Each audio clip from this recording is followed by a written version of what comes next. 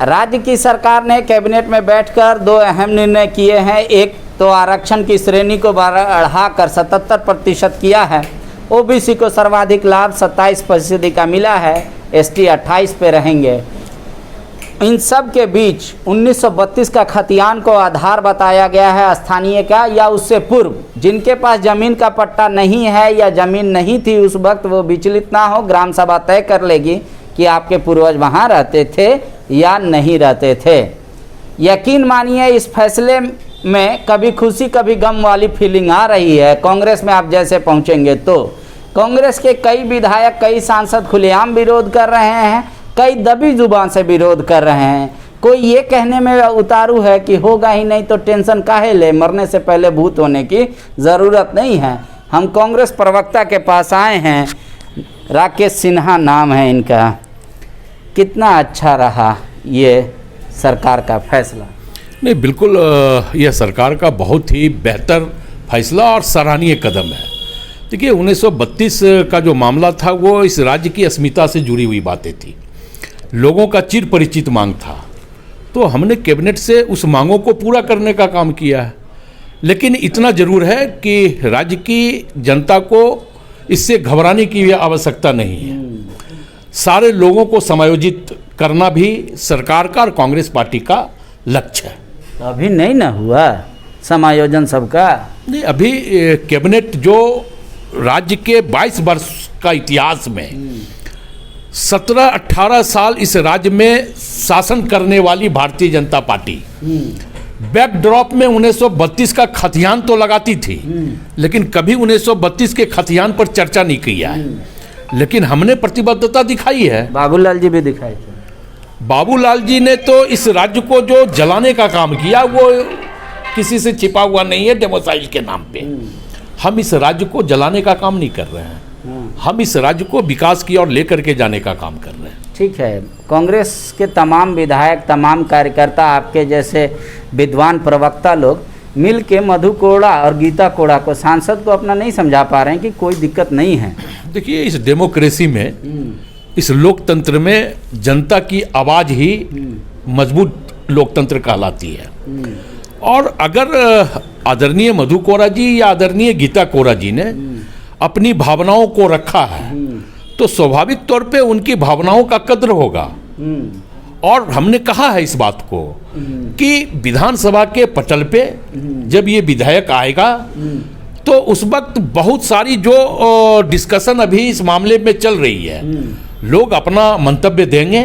उस मंतव्य के आधार पर सरकार संशोधन भी करेगी, संशोधन भी होगी। अच्छा, तो अभी क्या माना जाए कि जब ये डिस्कशन हो रहा था लाने के लिए, उस समय गीता कोड़ा उस डिस्कशन की पार्ट नहीं थी। एकमात्र सांसद कांग्रेस में वो डिस्कशन के लायक नहीं समझी पार्टी उनको। नहीं, ऐसा नहीं है। देखिए डिस्कशन के लायक नहीं समझी, ये हो सकता है ये आपके लिए टीआरपी का विषय होगा। अच्छा, लेकिन ये हमारे लिए टीआरपी का विषय नहीं है। पार्टी प्रदेश अध्यक्ष, कांग्रेस विधायक दल के नेता तमाम मुद्दों को गंभीरता से देख रहे हैं और कोई भी बातें बिना डिस्कशन का नहीं हो रहा है। ये बात भी सही है।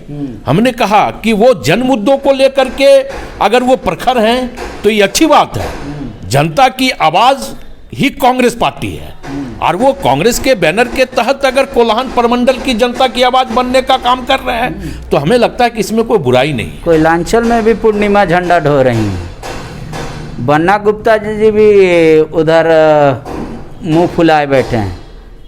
नहीं, मैंने कहा कि देखिए ये सारे लोगों का समायोजन सरकार की प्रतिबद्धता है और मेरा कमिटमेंट यही है कांग्रेस पार्टी का और महागठबंधन सरकार का भी कि इससे किसी लोगों को डरने की आवश्यकता नहीं है। विधेयक विधानसभा में आएगा, ग्राम सभा में आएगा, सारी बातें, सारी जो लोगों को कन्फ्यूजन है वो दूर कर दिया जाएगा। ठीक है, मेरा एक और सवाल है कि आप कह रहे हैं कि अभी भी संशोधन की गुंजाइश है और विधानसभा में जैसे संशोधन का अगर कोई सुझाव आएगा तो सरकार उसको अंगीभूत करेगी। अभी जो आप बोल रहे थे ये थोड़ा थोड़ा मोदी टाइप का फीलिंग आ रहा था हमको। मोदी भी कोई फैसला लाकर और बोलते हैं डरने की ज़रूरत नहीं है, इससे ऐसा नहीं होने वाला है। वो भी मोदी जी भी कहते हैं बहुसंख्यक का पॉलिटिक्स करते हैं, अल्पसंख्यक को कहते हैं डरने की ज़रूरत नहीं है। वो वाली बात ये वाली बात दोनों एक बात नहीं है, इसको बताइए जनता को। देखिए, सही रूप में मोदी जी का फीलिंग हो सकता है कि आपको आ रहा हो, लेकिन मोदी जी की जो नकारात्मक राजनीति है वो नकारात्मक राजनीति हम नहीं करते हैं। वो तो कहते हैं बहुसंख्यक की राजनीति करते हैं हम। वो सिर्फ 5-4 उद्योगपतियों के लिए राजनीति करते हैं। ना तो वो बहुसंख्यक के लिए राजनीति करते, ना वो अल्पसंख्यक के लिए राजनीति करते, ना वो इस देश के लिए राजनीति करते, बल्कि 3-4 उद्योगपतियों के लिए ही मोदी जी की राजनीति है। और हमारी राजनीति वो नहीं है। हमारी राजनीति पूरे तमाम झारखंड में रहने वाले लोगों के लिए है। ठीक है, ये यकीन से आप कह रहे हैं? बिल्कुल यकीन के साथ कह रहा हूँ। ठीक है, कुछ लोग कह रहे हैं कि आईवास है सरकार का फैसला, क्योंकि इसमें नियोजन नहीं जुड़ा हुआ है। उनको कैसे संतुष्ट कीजिएगा? देखिए, वक्त आने दीजिए। हमें लगता है कि जब वक्त आएगा तो सारे लोगों का नियोजन कर दिया जाएगा। सरकार का कमिटमेंट है ये। ठीक है, मोदी जी का कल जन्मदिन है, कांग्रेस की ओर से बधाई दे दीजिए। नहीं, स्वाभाविक तौर पे मोदी जी देश के प्रधानमंत्री हैं। बढ़ोतरी हो, महंगाई या चरम पे है, तो हमें लगता है कि अपने जन्मदिन के दिन कम से कम इस देशवासियों को वो यह सौगात भी देने का काम करें कि अब इस देश में बेरोजगारी खत्म करेंगे, महंगाई खत्म करेंगे, बहुसंख्यक और अल्पसंख्यकों के बीच जो तफरका उन्होंने फैला कर रखा है, जो नफरत की राजनीति उन्होंने की है, कल कम से कम अपने जन्मदिन के शुभ उपलक्ष्य पे ये कसम खा लें कि हम अब इस देश में नफरत की राजनीति को बंद कर देंगे। ठीक है, बेरोजगारी दिवस के तौर पे आप मना रहे हैं, तो आप लोग भी तो बेरोजगारी कम नहीं कर रहे हैं, राज्य सरकार भी। देखिए, हमारी प्रतिबद्धता आप देखें कि हम कोई हाथी उड़ा करके युवाओं को ठगने का और छलने का भी काम नहीं कर रहे हैं। और स्वाभाविक तौर पे हम रोजगार की दिशा में पहल कर रहे हैं, सकारात्मक पहल हो रही है, लोगों को रोजगार भी मिल रहे हैं, ऐसी बात नहीं है। तब तक बेरोजगारी भत्ता दे देते ना।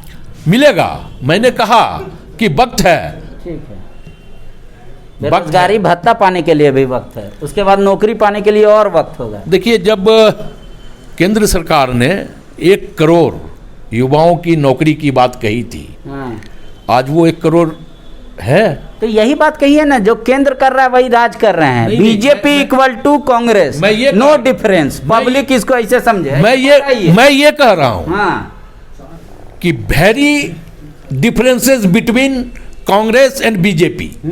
हम जुमला नहीं बोलते हैं, वो जुमला बोलते हैं। हम रोजगार के प्रति पूरी तरह प्रतिबद्ध हैं, रोजगार के प्रति पूरी तरह कटिबद्ध हैं, लेकिन हम हाथी उड़ा करके रोजगार नहीं देंगे। शुक्रिया। एक आखिरी सवाल और समझ लीजिए, समझ मेरा थोड़ा कम है, आप लोगों को लगता भी होगा। सरकार अभी हम विचार कर रहे हैं, सबको रोजगार मिलेगा, वादा पूरा हो जाएगा। ये विचार पंचवर्षीय योजना की तरह ना रहे कि इस 5 साल विचार होगा, अगला 5 साल गंभीरतापूर्वक विचार होगा, 10 साल के बाद फैसला होगा युवाओं की बेरोजगारी कितनी घटी। तब तक आप देखते रहिए। हमरा ऐसे भी बेरोजगार हैं, आटा की जगह डाटा खाइए और खुश रहिए, शेयर करते रहिए। शुक्रिया। विवेकानंद विद्या मंदिर स्कूल एक CBSE affiliated English medium coed school है। हम शिक्षा के साथ संस्कार देते हैं। thefollowup.in. Like, share and subscribe. www.thefollowup.in